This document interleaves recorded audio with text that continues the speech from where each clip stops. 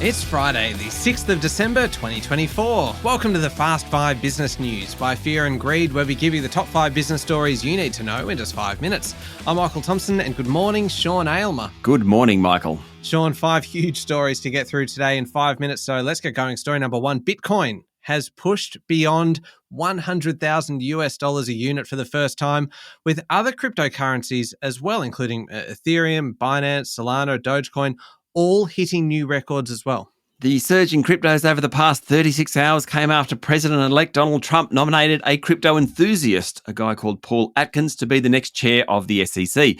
Now, the SEC, the Securities and Exchange Commission, regulates financial markets in the US. The current management of the SEC and the Biden administration aren't big fans of cryptocurrencies. They've threatened stronger regulation.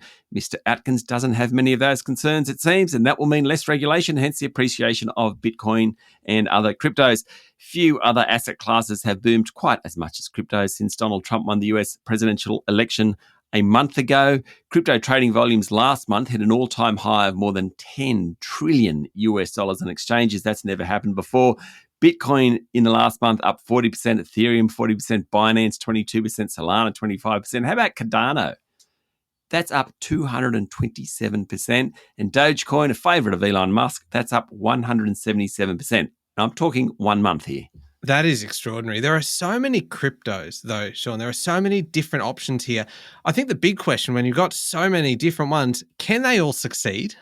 Probably not. There's a bit of a distinction here. Cryptocurrencies serve a bunch of purposes, like a medium of exchange, store of value. There are crypto tokens, which we also put into that basket. They often serve specific roles within their own ecosystem. Depending on who you ask, there are about 10,000 cryptocurrencies out there. Many of those aren't active, but thousands are.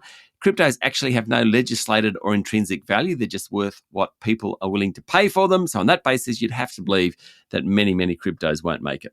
Okay, moving on to story number 2 now, Sean. And Federal Treasurer Jim Chalmers says there'll be no new big spending initiatives in the budget update, which is due in coming weeks. The mid-year budget update won't be a mini budget, he said, but rather an update of this year's budget. He was in Queensland. He said he always is on the lookout for areas to reprioritise spending. Cracking quote from Jim Chalmers yesterday, and I start.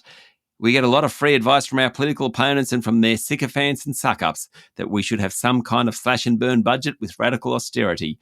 That is a recipe for recession. Of course, he is under pressure because Wednesday's GDP figures show that the only reason the economy expanded last quarter was government spending. He needs to pull back government spending without pushing the economy into a recession.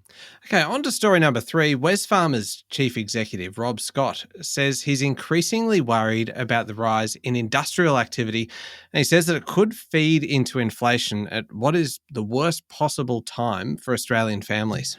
Massive company, Wesfarmers. It owns Bunnings, Officeworks, Kmart Group. It's got a health business, including Priceline Pharmacies, also in chemicals, energy, fertilisers, industrial and safety. Based in Perth, 120,000 employees, nearly 500,000 shareholders. We are talking one of the major companies in this country. Mr. Scott, when asked about the dispute between warehouse workers and Woolies, which is keeping stock off the shelves, he said the dispute is part of a worrying trend in Australia that is starting to spread. He said ultimately the consequence of all this is damage to the supply chain that feeds through to higher prices just at a time pre-Christmas when people can't afford higher prices. Story number 4, explain this one to me, Sean. Uranium stocks are now the most shorted companies on the ASX. What's that mean? Well, it's a list you don't want to be on. It basically means that big investors are taking a bet that your share price is going to fall. Mineral Resources, a lithium stock, has been number 1 for months. Well, it's no longer number 1, down to number 7. Uranium stocks are taking those top spots. Companies like Paladin, Boss Energy, Deep Yellow, all high on the list of shorted stocks. So too battery minerals companies, Sierra Resources, Pilbara Minerals, Liontown, Mineral Resources, as we just mentioned. There are a few other familiar names on it. Domino's Pizza, Corporate Travel Management, Seek, even Rio Tinto. Last one, story number 5. The Mercer Quality of Living Report has been released, Sean, and Zurich takes the top spot. Sydney has slipped down the list to number 12. Mercer ranks cities for their expat appeal. So it's not living in the city, it's an outsider coming and living there. Zurich, Number 1, outstanding public services, low crime rates, cultural scene, and commitment to sustainability. Then Vienna, then Geneva. In fact, the top 10 is dominated by those beautiful European cities, according to a Bloomberg report. Singapore's the highest Asian city at 30. LA, the biggest climber, up 26 places to 44, thanks to less crime, air quality improvement, and internet access. Sydney fell 3 places to 12. Melbourne came in at 20. Canberra at 29. The bottom of the list, Khartoum in Sudan, and Iraq's Baghdad. All right, there we go. The top 5 business stories in 5 minutes. Thank you very much, Sean. Thank you, Michael. It is Friday, the 6th of December, 2024. Remember to hit follow on the podcast. And if 5 minutes isn't enough for you, you can find our longer daily show called Fear and Greed, wherever you listen to podcasts. I'm Michael Thompson, and that was the Fast 5 Business News by Fear and Greed. Have a great day.